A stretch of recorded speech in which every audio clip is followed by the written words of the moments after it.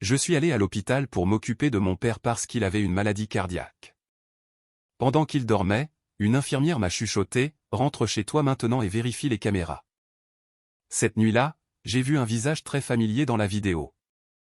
Le bip régulier du moniteur cardiaque résonnait dans l'unité de soins intensifs, brisant le silence. Je suis Cynthia, une responsable de la chaîne d'approvisionnement de 30 ans, assise près du lit d'hôpital de mon père, épuisée, tandis que je le regarde immobile. Il respire à l'aide d'un tube à oxygène, après une rechute de son état cardiaque survenue quelques heures plus tôt. Une infirmière entra, vérifiant les poches de perfusion et le moniteur. Elle jeta un coup d'œil dans le couloir, puis se pencha vers moi et me dit à voix basse, « Rentrez chez vous tout de suite et vérifiez les caméras, croyez-moi. » Ces mots me figèrent. Je réalisais que je devais découvrir ce qui se passait réellement, sans attirer l'attention. Je rassemblai rapidement mes affaires et partis. Mes mains tremblaient légèrement en tenant mes clés de voiture, l'inquiétude grandissant pendant le trajet vers la maison pour revoir les séquences. Cette nuit-là, en regardant la vidéo, je fus choqué de reconnaître un visage très familier apparaissant dans le cadre. Établir des limites claires nous aide à protéger notre estime de soi face aux situations difficiles. En même temps, la croissance exige que nous prenions des décisions difficiles pour voir la vérité clairement. Comment géreriez-vous la découverte d'une vérité aussi douloureuse dans votre vie? Partagez votre perspective. Heure locale et ville actuelle ci-dessous. 6 mois avant cette nuit fatidique, notre salle à manger familiale avait été le théâtre d'une soirée remarquablement joyeuse, remplie de rires sincères. Mon père était assis au bout de la grande table en chêne, l'air plus en forme qu'il ne l'avait été depuis plusieurs années, tandis qu'il levait son verre pour un toast spécial. Il annonça officiellement sa décision finale de confier la gestion complète de la fiducie familiale conjointe à mon frère Bradley. Papa exprima une profonde confiance dans le fait que Bradley possédait le sens des affaires nécessaires pour gérer les actifs judicieusement, afin d'assurer notre stabilité financière pour les décennies à venir. Nous avons tous célébré cette étape significative ensemble, en partageant un merveilleux repas, en supposant que notre lien familial restait complètement incassable. Bradley promit de gérer les responsabilités financières avec la plus grande transparence et attention, pour le bénéfice à long terme de toutes les personnes impliquées. L'ensemble de la situation prit une tournure plutôt étrange. Exactement 4 mois après ce dîner de célébration, Bradley et sa femme Veronica firent leurs valises pour emménager de façon permanente dans la spacieuse maison de mon père à Orlando. Ils présentèrent ce déménagement soudain à la famille comme un noble sacrifice, affirmant qu'ils devaient surveiller sa santé quotidienne plus facilement. J'ai d'abord apprécié leur bonne volonté à prendre en charge ses soins primaires, car mon travail exigeant en entreprise me tenait constamment occupé en semaine. Cependant, ce sentiment initial de gratitude se dissipa rapidement pour laisser place à une profonde suspicion, une fois que leurs véritables comportements commencèrent à émerger au cours des semaines suivantes. J'ai commencé à remarquer des anomalies évidentes presque immédiatement, lorsque mes appels téléphoniques réguliers du soir à mon père devinrent de plus en plus rares. Chaque fois que je composais le numéro de téléphone familier pendant mes pauses déjeuner, Bradley ou Veronica réussissaient systématiquement à décrocher le combiné avant la 3e sonnerie. Ils se positionnaient activement comme un mur impénétrable, bloquant toute communication directe entre mon père et moi. Je demandais poliment à lui parler juste pour entendre sa voix et vérifier son état de bien-être actuel. Il contrecarrait toujours mes simples demandes avec la même excuse répétée concernant son état physique actuel. Veronica baissait la voix pour insister sur le fait qu'il était en proie à une fatigue sévère, nécessitant un repos absolu dans sa chambre à l'étage. Bradley prenait parfois le téléphone de ses mains pour affirmer que papa venait de tomber dans un sommeil profond après avoir pris ses médicaments prescrits. Il mettait brusquement fin à la conversation par un rapide au revoir avant que je puisse poser d'autres questions sur ses symptômes spécifiques ou ses prochains rendez-vous chez le médecin. Cette routine isolante se poursuivit pendant des semaines, tandis que mon malaise interne se transformait lentement en un lourd nœud de véritable inquiétude. J'ai même essayé de passer à l'improviste à 2 reprises, mais j'ai trouvé le portail de sécurité d'entrée fermement verrouillé et personne n'a répondu aux sonneries répétées. Ce schéma spécifique d'isolement délibéré nous amène directement aux événements de cet après-midi-là. J'étais assise à mon bureau, tentant de réviser une pile massive de documents complexes de la chaîne d'approvisionnement avant une date limite d'entreprise. La sonnerie soudaine de mon téléphone portable brisa ma concentration intense pour livrer un message complètement inattendu. Un membre du personnel médical des urgences de l'hôpital local m'informa que mon père venait d'être admis en raison d'une grave rechute de son état cardiaque. Ils déclarèrent que ses signes vitaux étaient actuellement instables et m'exhortèrent à me rendre immédiatement à l'établissement médical pour parler au médecin traitant. Une vague soudaine de pure panique submergea tout mon corps en entendant ces mots terrifiants de la part du professionnel de la santé. J'abandonnai immédiatement tous mes contrats juridiques en cours éparpillés sur le bureau, sans même prendre la peine de prévenir mon superviseur de département de mon départ soudain. J'attrapai frénétiquement mon sac à main et mes clés de voiture dans le tiroir du bas, tout en sprintant directement vers le hall des ascenseurs. Mon esprit s'emballait, parcourant une centaine de scénarios médicaux terrifiants, tandis que je naviguais dans les couloirs bondés du bureau pour atteindre la sortie du rez-de-chaussée. Je poussai les lourdes portes vitrées du hall et courus directement vers ma place désignée dans le parking de l'entreprise. Mes mains tremblaient violemment en tâtonnant pour déverrouiller les portes du véhicule avant de me jeter sur le siège du conducteur. J'enfonçai ma pédale d'accélérateur pour foncer vers le centre médical, priant désespérément de ne pas arriver trop tard pour le voir vivant. 30 minutes après avoir reçu cet appel alarmant, je poussai avec force les lourdes portes de la salle d'urgence. Je sprintai dans le couloir d'hôpital lumineux, cherchant désespérément des visages familiers dans la salle d'attente bondée. Mes yeux se posèrent rapidement sur Bradley et Veronica, debout nonchalamment contre le mur peint du couloir, près du comptoir de la réception. Tous deux regardaient attentivement l'écran lumineux de leur smartphone, avec une attitude complètement détendue, qui contredisait la situation. Aucun d'eux ne montrait la moindre fraction de l'inquiétude frénétique qui m'avait consumé pendant tout le trajet jusqu'à l'hôpital. Bradley leva finalement les yeux de son appareil mobile lorsque mes pas rapides résonnèrent bruyamment sur le carrelage poli. Il glissa nonchalamment le téléphone dans sa poche de veste avant d'offrir une explication incroyablement dismissive concernant notre père. Papa ressent juste un peu de fatigue à cause d'une vieille maladie qui se manifeste. Donc, le médecin nous a assuré que ce n'était rien de trop grave. Je restais là, complètement paralysé par son ton indifférent, essayant de traiter l'énorme divergence entre ses mots et l'appel d'urgence. Veronica vérifia immédiatement sa montre de designer avant de prétendre qu'ils avaient une urgence commerciale inattendue nécessitant leur attention immédiate au bureau. Ils me tournèrent tous deux le dos sans attendre d'autres discussions et se dirigèrent hâtivement vers la sortie principale. Le son de leurs pas s'éloignant résonna dans le couloir silencieux alors qu'ils fuyaient pratiquement leurs responsabilités familiales. Leur départ rapide laissa mon père complètement abandonné dans un état médical vulnérable, tandis qu'ils priorisaient leurs prétendues obligations professionnelles. Je m'approchai lentement de l'unité de soins intensifs et poussai la porte en bois pour finalement voir mon père allongé là. La dure réalité de son état médical critique contrastait fortement avec l'explication superficielle que Bradley venait de donner.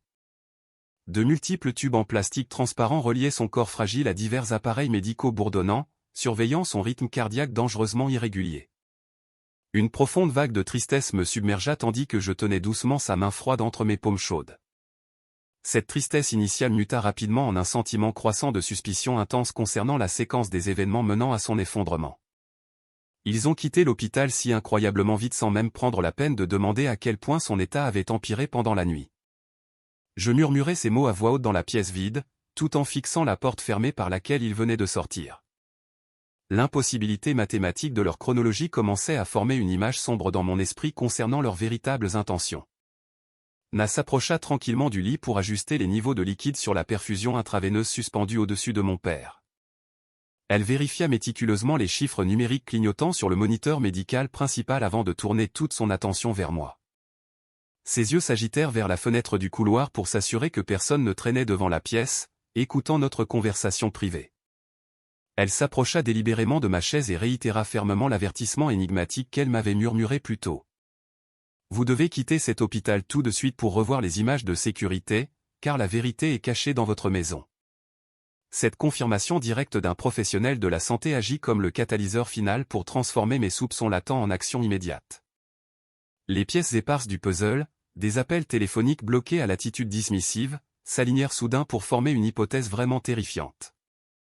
Je me tournai vers Na avec une détermination renouvelée et urgente, et lui demandai directement une faveur cruciale. S'il vous plaît, surveillez mon père de très près pendant mon absence et ne laissez personne d'autre entrer dans cette chambre. Elle hocha la tête en signe d'accord silencieux, croisant les bras pour bloquer physiquement le chemin vers son lit. Ma main serra fermement les clés de voiture en métal à l'intérieur de ma poche de veste, jusqu'à ce que les bords tranchants me mordent la peau. Me tournant brusquement sur mes talons, je marchai d'un pas rapide hors de l'hôpital pour découvrir les sombres secrets qu'il cachait. L'air frais du soir frappa mon visage tandis que je marchais vers le parking, avec un seul objectif, trouver la vérité. Mon esprit formula un plan d'action clair tandis que mes pas rapides me rapprochaient de mon véhicule garé. Cette nuit-là, les pneus de ma voiture grincelèrent bruyamment sur la surface en béton de l'allée familière menant à notre garage familial. Je sortis ma clé personnelle de ma poche pour déverrouiller silencieusement la lourde porte d'entrée en bois, sans déclencher aucun capteur d'alarme. La maison resta sombre tandis que je naviguais dans les couloirs silencieux menant directement au bureau privé de mon père. Je contournai son immense bureau en acajou pour atteindre la salle de contrôle dissimulée, contenant le système de caméras de sécurité caché qu'il avait installé de nombreuses années auparavant. Mes doigts tremblaient légèrement en tapant le mot de passe administrateur dans le terminal de l'ordinateur principal pour accéder au lecteur de stockage local crypté. J'ai spécifiquement sélectionné les fichiers vidéo enregistrés au cours des 3 derniers jours pour comprendre ce qui s'était exactement passé avant son effondrement soudain. Le moniteur lumineux éclairait la pièce sombre tandis que la première pièce de preuve incriminante commençait à se jouer sur l'écran numérique. J'ai regardé avec horreur la vidéo enregistrée montrant clairement Véronica se faufilant dans la chambre de mon père, tenant un petit récipient en plastique. Elle se déplaçait avec une précision calculée pour ouvrir son pilulier quotidien, posé juste à côté de son verre d'eau sur la table de nuit. Véronica retira rapidement ses pilules de médicaments cardiaques prescrites pour les remplacer par différentes capsules inconnues de son récipient caché.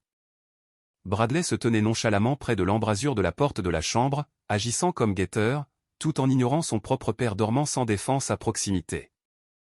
L'enregistrement audio capta parfaitement leur conversation à voix basse tandis que Bradley exhortait sa femme à accomplir la tâche malveillante beaucoup plus rapidement.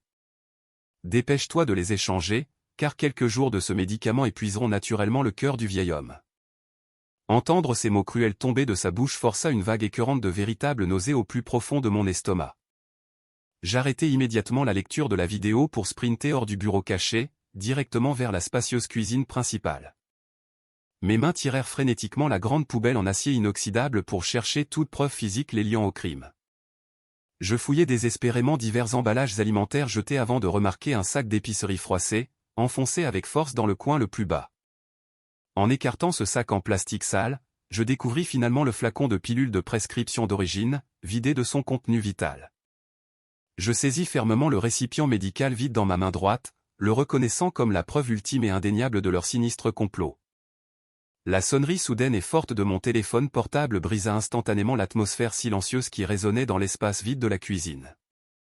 Je sortis l'appareil de ma poche de manteau pour voir le nom de Véronica clignoter vivement sur l'écran d'identification de l'appelant. Une très profonde respiration m'aida à réprimer ma rage écrasante avant d'appuyer sur le bouton vert pour accepter son appel entrant. Sa voix semblait remarquablement agressive, exigeant une explication immédiate concernant mon absence actuelle de la salle d'attente de l'hôpital. Elle interrogea ma localisation exacte avec une profonde suspicion, masquant sa peur évidente d'être découverte pendant leur période critique. Je forçai ma voix à rester stable et naturelle, tout en lui fournissant une excuse parfaitement construite pour éviter de soulever des alarmes. Je n'ai fait que sortir acheter quelques articles personnels et une collation de minuit. Donc, je retournerai à l'hôpital tout de suite. Véronica mit brusquement fin à l'appel téléphonique sans poser de questions sur l'état de santé actuel de mon père. Je remis le smartphone dans ma poche avant de me précipiter vers la salle de contrôle cachée pour sécuriser les preuves numériques. Je transférerai l'intégralité des images de sécurité sur une clé USB portable afin de garantir que les autorités puissent tout voir clairement. Après avoir retiré le périphérique de stockage portable, j'ai exécuté une commande système pour effacer mon historique d'accès des journaux de l'ordinateur principal. J'ai éteint le moniteur pour replonger la pièce dans l'obscurité avant de verrouiller la porte du bureau derrière moi. Tenir fermement le flacon de pilules vide à l'intérieur de ma veste me donnait un profond sentiment de détermination à protéger mon père vulnérable. Je retraçai mes pas à travers la maison silencieuse pour sortir par la porte d'entrée, la verrouillant parfaitement pour maintenir leur fausse sécurité. Mes pieds me portèrent rapidement à travers l'allée en béton vers mon véhicule garé pour retourner directement au centre médical.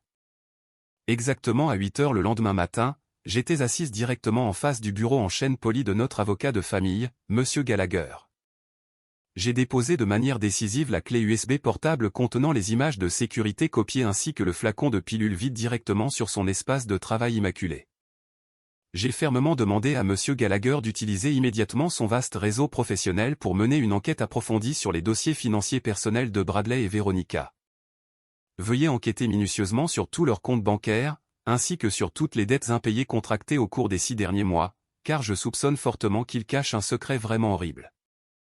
Monsieur Gallagher reconnut la profonde gravité gravée sur mon visage et interrompit immédiatement ses autres consultations juridiques prévues pour donner la priorité à ma demande urgente. Il brancha soigneusement le petit dispositif de stockage dans son terminal informatique sécurisé pour examiner les images troublantes que j'avais réussi à extraire de la maison. Regarder la preuve vidéo indéniablement claire de l'échange de médicaments fit passer son comportement professionnel à un état d'alarme visible. Il décrocha rapidement son téléphone de bureau pour contacter plusieurs comptables légistes privés capables d'accéder aux bases de données bancaires restreintes à travers l'État. J'attendis anxieusement à l'intérieur de son bureau privé, en examinant à nouveau le flacon de pilules vides pour passer le temps pendant ces heures incroyablement tendues. Quelques heures plus tard seulement, M. Gallagher retourna à son bureau, portant une pile épaisse de documents juridiques fraîchement imprimés, contenant les sombres résultats de son enquête rapide.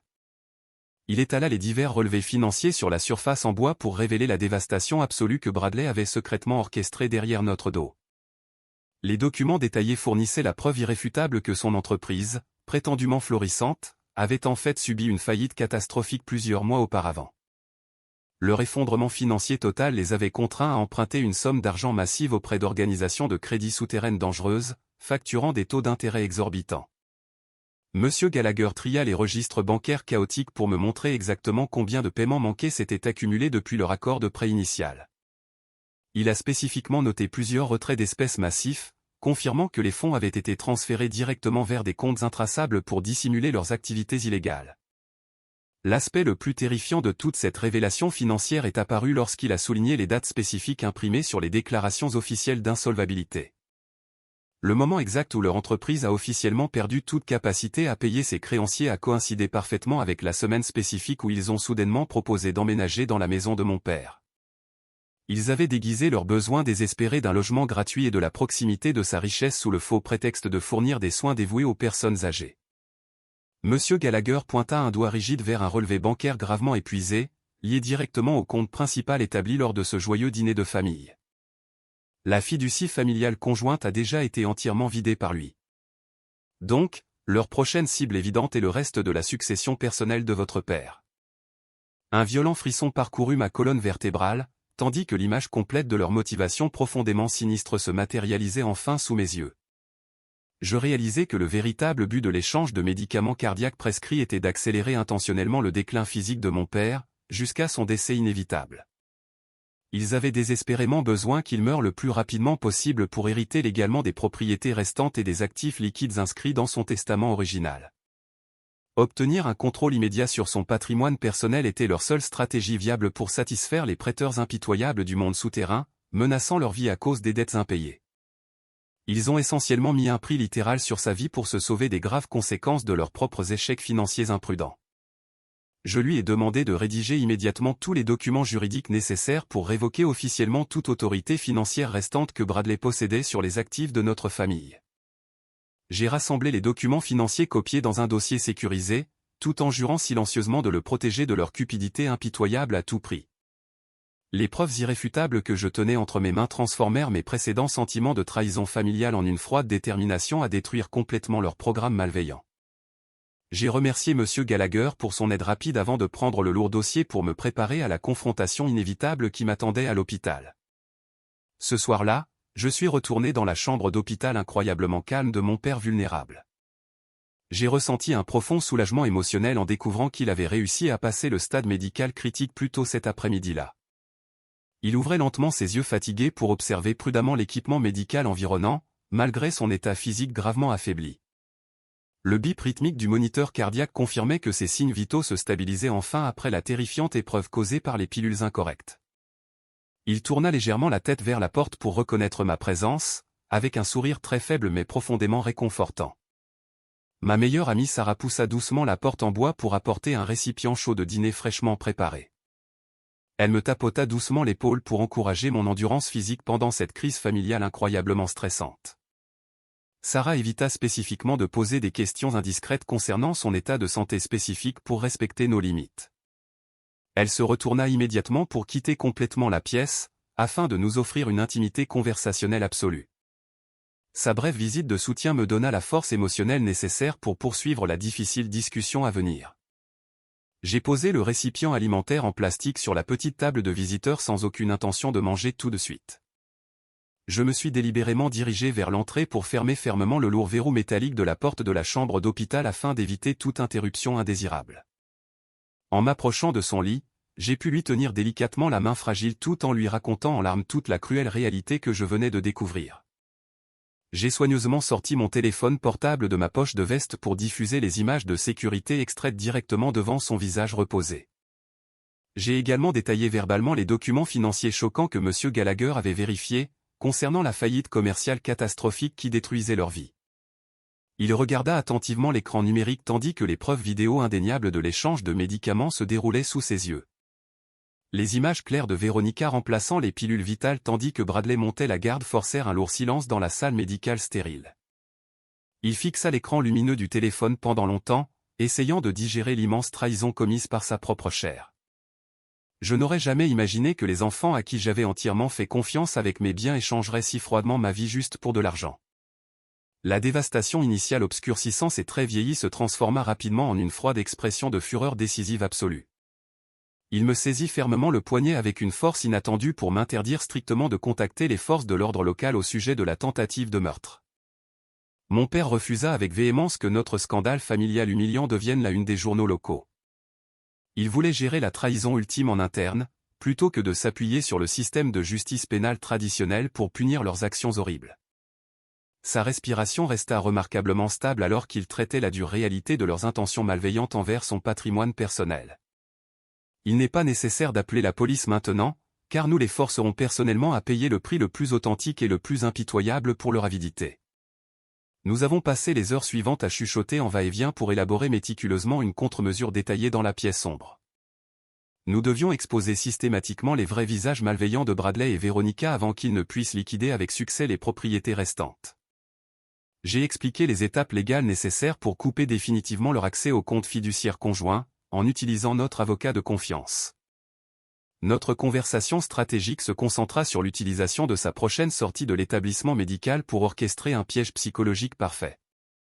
Nous finalisâmes les étapes complexes requises pour les dépouiller légalement de tout pouvoir financier lors d'une fausse célébration familiale à venir. Il me demanda de contacter M. Gallagher dès le lendemain matin pour finaliser les documents d'héritage nouvellement révisés. Nous avons passé le reste de la nuit à consolider chaque détail de notre stratégie défensive pour assurer leur ruine financière totale. Plus tard ce même week-end, un fauteuil roulant d'hôpital transporta mon père à travers les portes coulissantes vitrées de la sortie pour enfin rentrer chez lui. En arrivant à la résidence familière, il commença immédiatement à se plaindre de ressentir une fatigue physique sévère due à la longue épreuve médicale. Il appela tout le monde dans le salon principal pour annoncer officiellement son intention d'organiser un dîner de famille spécial ce dimanche à venir. Mon père déclara explicitement son désir de finaliser son dernier testament beaucoup plus tôt que quiconque ne l'avait prévu auparavant. Ma santé semble décliner considérablement ces derniers temps, alors peut-être est-il enfin temps que j'organise et transmette tout clairement par écrit.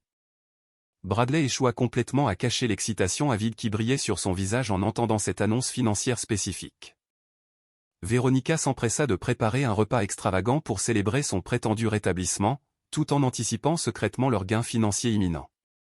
Ils passèrent tout le week-end à se montrer incroyablement attentifs, tout en masquant leur besoin désespéré d'accéder à son patrimoine personnel. Au beau milieu de ce dîner dominical tant attendu, M. Gallagher frappa fermement à la lourde porte d'entrée en bois, précisément à l'heure prévue. L'avocat expérimenté entra dans la salle à manger avec une expression très sérieuse, portant sa mallette en cuir verrouillée. Il s'approcha de la grande table à manger pour déposer délibérément les documents juridiques fraîchement imprimés juste devant mon père. Bradley fixa l'épaisse pile de papier d'héritage avec un empressement extrême rayonnant de ses grands yeux. La tension indéniable dans la pièce s'intensifia rapidement tandis que M. Gallagher extrayait soigneusement la version finale du testament révisé. Bradley se précipita pratiquement pour saisir les documents légaux de la table, afin de lire avidement chaque ligne imprimée. Il scanna rapidement les paragraphes officiels détaillant la répartition exacte de toutes les propriétés familiales restantes, ainsi que les actifs bancaires liquides. Le sourire arrogant disparut complètement de son visage, tandis que sa peau pâlit en quelques secondes. Il réalisa avec une horreur absolue que son nom avait été entièrement retiré de la liste de distribution de l'héritage. L'indéniable réalité d'être complètement déshérité le poussa à claquer les épais papiers sur la table à manger. Qu'est-ce que tu fais bon sang, car je ne recevrai pas un seul centime dans ce putain de testament. Il cria ces mots irrespectueux directement à notre père, tandis que son visage rougissait d'un mélange de rage et de profonde confusion. Véronica se précipita pour examiner les documents juridiques elle-même, afin de confirmer la réalité financière dévastatrice qui détruisait leur plan sinistre. Mon père resta assis au bout de la table, conservant un calme incroyable malgré les cris agressifs.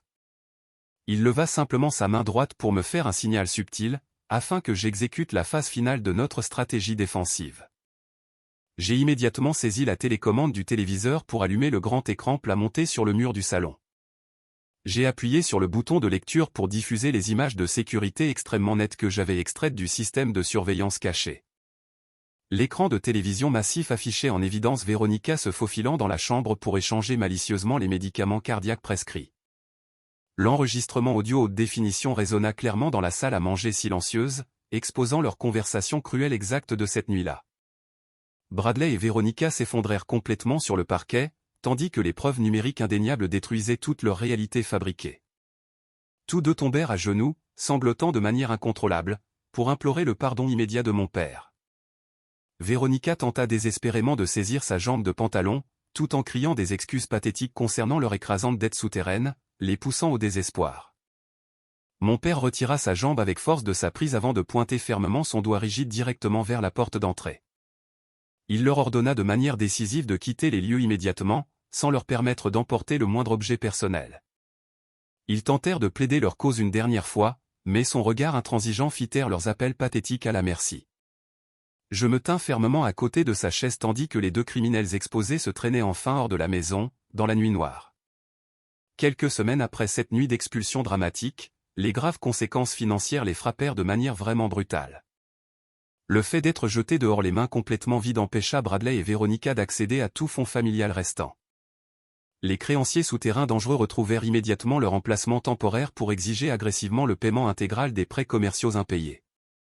Les grandes banques ont simultanément engagé des procédures légales officielles pour saisir agressivement leurs véhicules de luxe, ainsi que leurs biens personnels restants. Leurs codes de crédit officiels se sont complètement effondrés au-delà de tout espoir de récupération future, en raison de la montagne écrasante de dettes impayées. Ils ont été acculés, les forçant à se reloger dans un motel terriblement délabré, situé en périphérie. Les criminels exposés passaient leurs jours misérables à se cacher des impitoyables collecteurs de dettes, tout en accomplissant des travaux manuels incroyablement pénibles pour leur repas. Nous avons reçu une confirmation légale finale de M. Gallagher, déclarant que leur nom avait été définitivement retiré de tous les documents financiers. J'ai officiellement emballé les affaires de mon appartement du centre-ville pour emménager de façon permanente dans la spacieuse résidence familiale avec mon père. Organiser les objets familiers de la maison me permit d'établir un environnement beaucoup plus sain, entièrement dédié à son rétablissement physique continu. Je concentrais toute mon énergie mentale à garantir que ses besoins médicaux quotidiens étaient parfaitement satisfaits, sans aucune interférence extérieure malveillante. La pharmacie locale livrait ses médicaments cardiaques authentiques directement à notre porte, sous ma stricte supervision personnelle, chaque mois. Nous avons passé ces semaines tranquilles à guérir activement du profond traumatisme émotionnel infligé par les personnes en qui nous avions auparavant confiance. Établir ces limites personnelles incroyablement strictes a protégé notre unité familiale vulnérable de jamais revivre ce type spécifique de manipulation. Reconstruire notre vie domestique brisée a demandé une immense patience, mais l'absence totale de leur présence toxique a rendu le processus plus facile. Nous avons activement remplacé les souvenirs amers de leur trahison ultime par de nouvelles routines centrées sur un soin et un respect authentique. Mon père a lentement retrouvé sa force physique en faisant des promenades quotidiennes supervisées autour du quartier sécurisé, sous le soleil éclatant.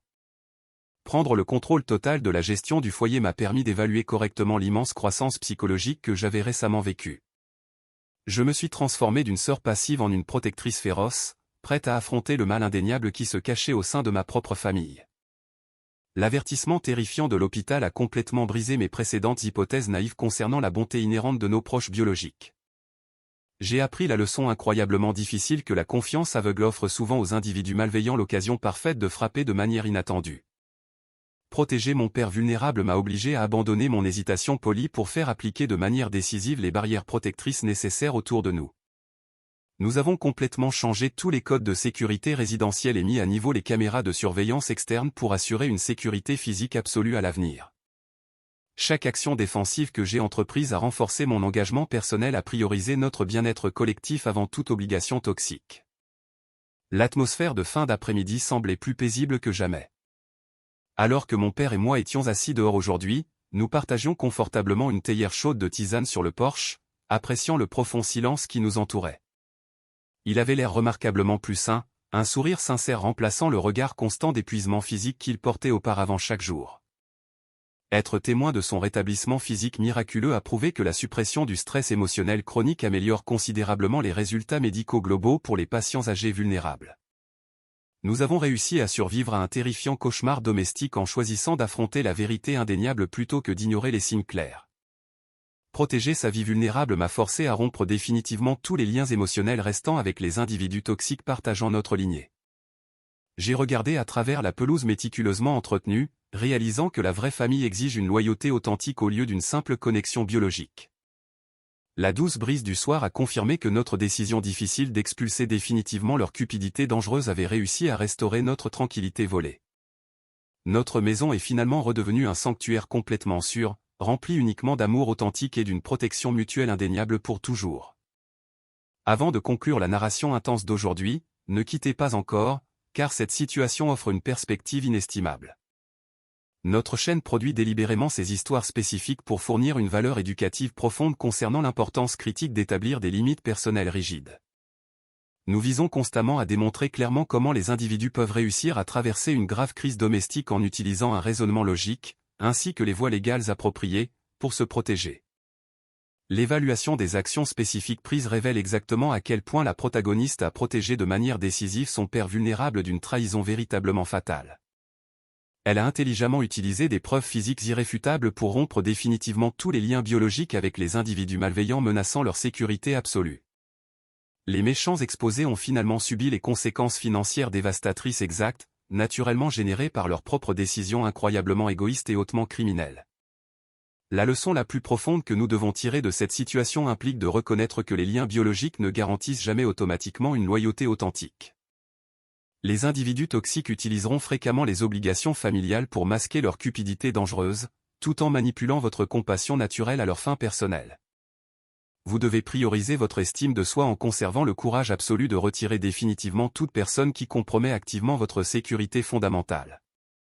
Un autre enseignement crucial souligne la nécessité d'affronter immédiatement les vérités inconfortables, plutôt que d'ignorer les comportements suspects affichés par vos proches.